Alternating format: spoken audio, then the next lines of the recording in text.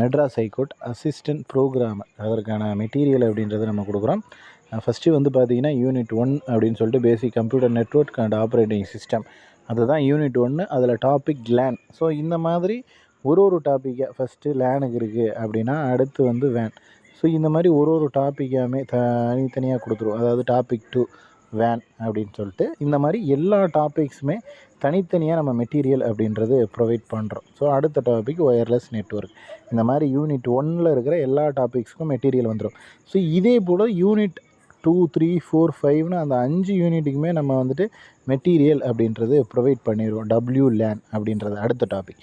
So இந்த மாதிரி எல்லாமே டாப்பிக்கே ஹெட்டிங் போட்டு அந்த ஹெட்டிங் கீழே என்னென்ன கொஷின்ஸ் வந்து கேட்க முடியும் அப்படின்றத ரொம்ப ஹை லெவலில் தான் எடுத்திருக்கோம். ஸோ அதனால் இந்த மெட்டீரியல் அப்படின்றத மட்டும் நம்ம பார்த்தாலே போதும். இதை தாண்டி வேறு எக்ஸஸாக எதுவுமே படிக்க வேணாம்.